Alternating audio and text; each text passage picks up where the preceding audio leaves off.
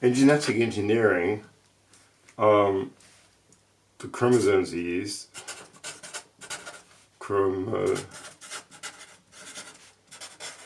Okay, plus plasmids. So in bacteria, you have the bacteria cell. You have the chromosome.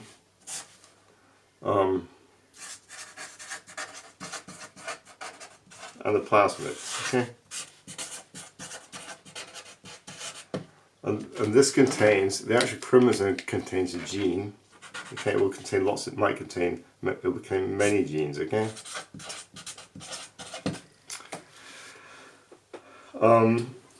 This is a single-stranded loop of that DNA, and the plasmid is a circle of DNA usually with genes and other bits to it.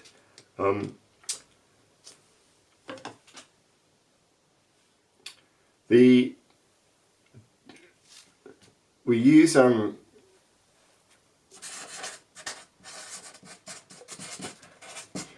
bacteria which are modified. Their genetics modified. Okay. That's GM bacteria. So they have often genes for insulin inserted. Okay. The actual sort of strategy, I'll take a new piece of paper for this. The actual sort of strategy is you take a piece of chromosome, okay, with a gene, and you cut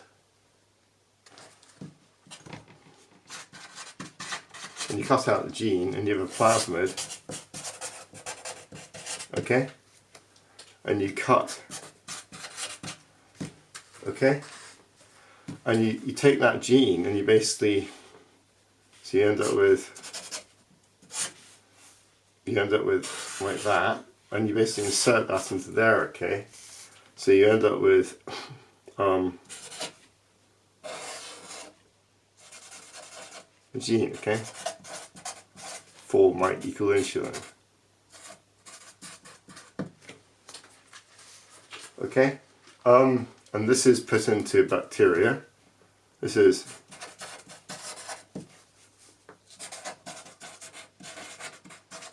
okay, and then the bacteria grow and multiply. Okay, so the reasons why bacteria are used is the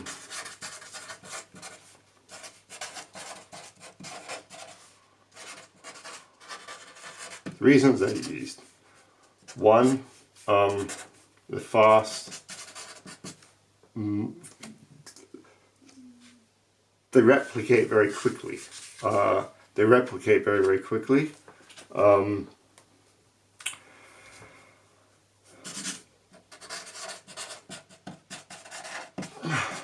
Okay, so 3 to 400 times a day. Okay. When you're people, humans take years to replicate.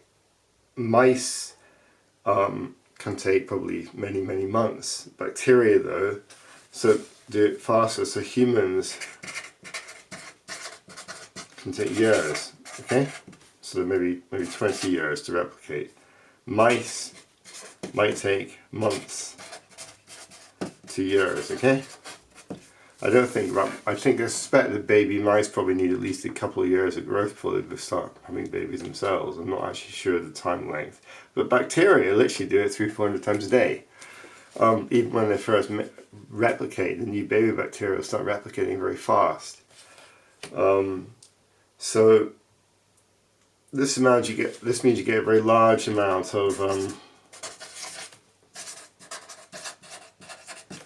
useful product, okay, which is the gene of interest. maybe insulin, okay? And it can be very easy to extract the product and purify it from bacterial cultures. So yeah, that's the basic process. You take the piece of, that's the a DNA, you cut a gene out, cut the plasmid, insert the gene into the plasmid, and then put that in. And it's all inside the bacteria, and bacteria replicates, so you get fast replication and you get large amount of product made. There's also other types of organisms can use, plants can be used to make plants so with improved nutritional value. Okay? Plants which are resistant to pests. Resistant to pests. Okay? And fruit with longer shelf life.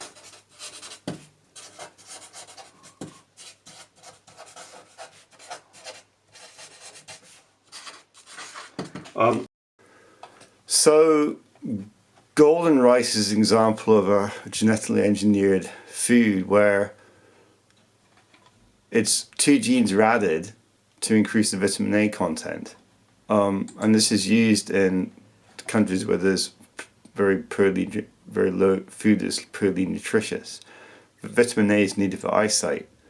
Another example is disease like potato blight, tomato blight and stuff, where genes are introduced to tomatoes and potatoes to basically prevent diseases. Okay, that's potato blight there. Genes were inserted in to get rid of potato disease, potato blight. Tomatoes showing tomato blight, genes are inserted in to get rid of that. That's a tomato plant affected with blight in the stem. Tomatoes again infected. Potato struck down and ill, not very healthy looking. Genetically modified tomatoes to increase shelf lives. It basically slows down you can see here, plant physiologist, tomatoes that contain the bioengineered AACC synthase gene. The tomatoes have a gene altered so that they basically ripe more slowly, okay? This is actually created by Donald Grayson, the scientist, but tomatoes have their genes modified. They use gene silencing to slow the ripening so that the tomatoes last much longer, okay? Another example is the use of using yeast to grow things like human serum albumin used in blood replacements, blood transfusions, or to grow epidermal growth factor, which speeds up wound healing, or to help create vaccines against hepatitis B. So they grow hepatitis B antigens in yeast. If you go back 50, 60 years, a lot of fruits and tomatoes did not last so very long on the supermarket shelves, but now they can last much, much longer because of genetically modified genes. Genes have been altered. Tomatoes, for example, tomatoes. That's actually the roles. I know the scientist who did that. He's called Donald Grayson.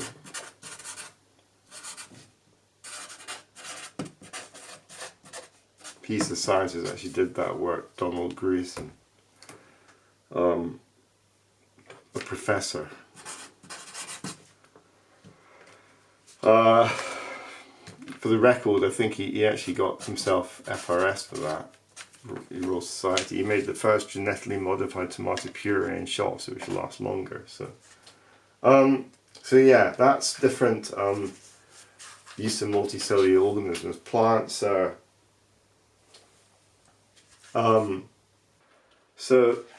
yeah, that's the basics of genetic engineering.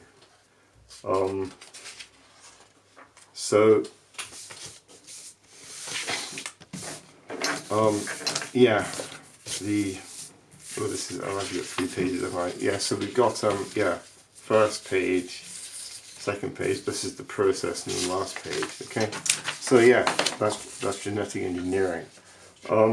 It is an exciting subject. It's very modern. It's been going for about, people have been actually genetically modifying plants for actually hundreds, thousands of years. The first crossing of the first crosses of grass that led to modern wheats and cereals. And people have been crossing to make bigger fruits, crossing fruits to get bigger apples, okay, and more vegetables. Say more beans or peas, okay, beans or peas.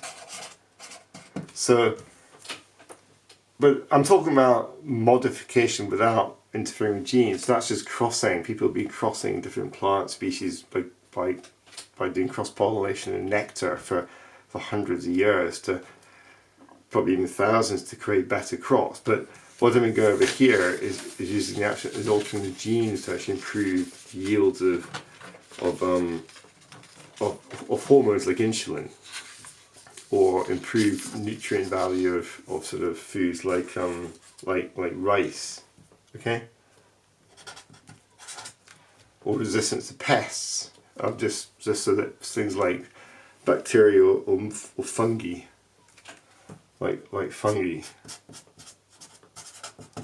or bacterial sort of various plants are more resistant, so you don't have to use pesticides, or they just to make them last longer on the shelves, like tomatoes or even fruits, apples, oranges. So yeah, people have crossed plants for hundreds to thousands of years, okay? And the same goes with animals. People have been breeding animals to create better varieties with more meat or more milk for hundreds, probably thousands of years. Cattle, sheep, goats, pigs. So, and then now in modern day, in the modern era, they're using again plasmids and genetic modification to insert hormones into pigs to create hormones for us, or a bit bigger milk yields and stuff like that. So yeah, cheers.